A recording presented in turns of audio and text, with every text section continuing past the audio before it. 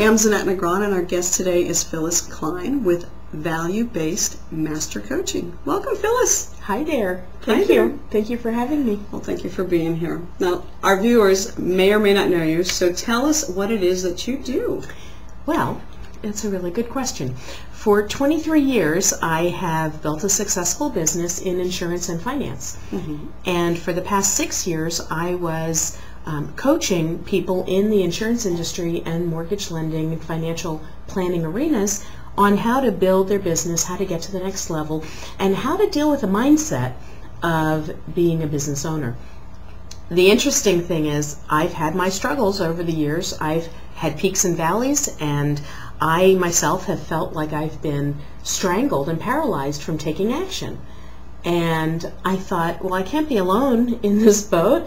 It can't just be me. It can't just be me feeling like this. Right. And I sought out coaching myself on how to deal with what I call the octopus, kind of strangling you from taking action. So hence the Taming Your Octopus. Is that correct? Yes. You have a workshop. I do a workshop that is called Taming Your Octopus.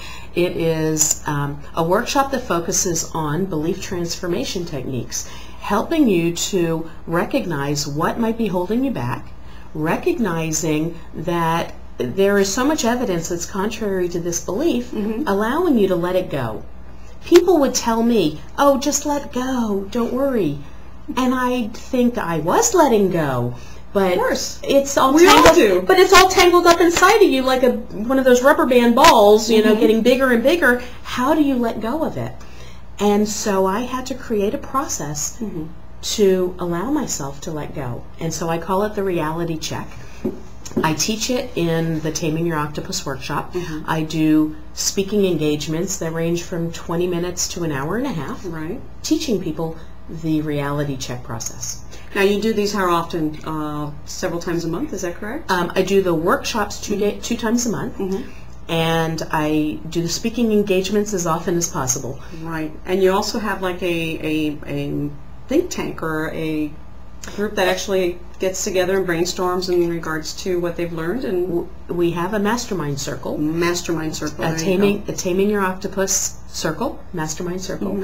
And on a monthly basis, we talk as a group. We brainstorm, you know, what's working, what's not, what's holding you back, and we help people to actually get to the root of their beliefs, to release them, to release the hold that those beliefs have had. I also have a program called Harvest Your Prosperity, which is 7 steps to creating inner and outer abundance. It's recognizing that abundance is not just financial. Right. I attracted financial abundance. I built a multi-million-dollar business. Everything was wonderful, and it crashed overnight.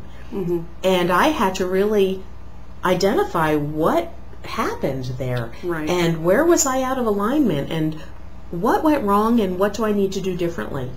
And it was through this process that came the 7 steps, the 7 pillars to creating inner and outer abundance.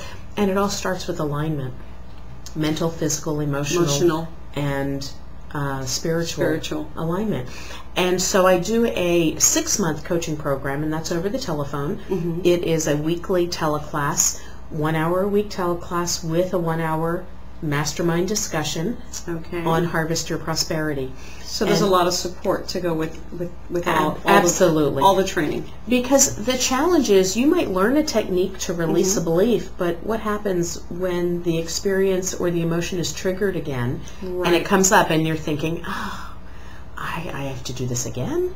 You know, how often do I have to mow my lawn, you know, to get it? Right, You mow the lawn, and a week later it pops right back up. You've got to release the belief from the roots. And so it's learning those techniques and creating new pathways for your habits to become solid, if you will.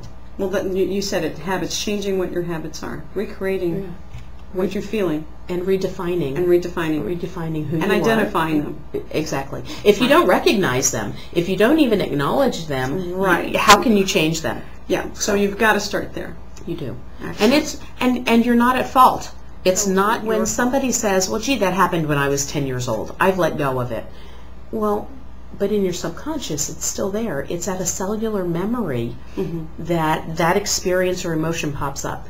And so when you're feeling unsure, uncertain, for whatever reason, it's something in the subconscious. It comes right back up, right. Penetrates through the conscious mind, and it squeezes you. It says, oh, wait a minute. Who says you could do that? What evidence is there that you've succeeded at that before? Look what happened in the past. You know, so you've tried so many things. Who says you could be successful at this? No, and this is, I'm laughing, but you know what? It's a very good workshop. I've been to the workshop. You will leave with something very valuable, and obviously it's a good thing for you. So feed yourself, feed your soul, feed your mind. It's always good when you do that in any setting. Phyllis, anything you want to add last minute? Any words of encouragement or things to look out for? Or? Well, you know what? There are a few things that I always say. Some of my favorite quotes are, "You are not your circumstance." So just remember, your circumstance does not define you. And if you continue to do what you've always done, you'll always get what you've always got. So isn't it time to shake things up a little bit? Well, that's a good way to leave our viewers for now. I'm sure we'll have Phyllis back.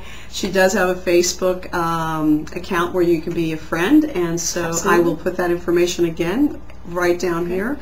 And Phyllis, thank you so much for sharing. Thank you. You're such a giver. Well, thank you.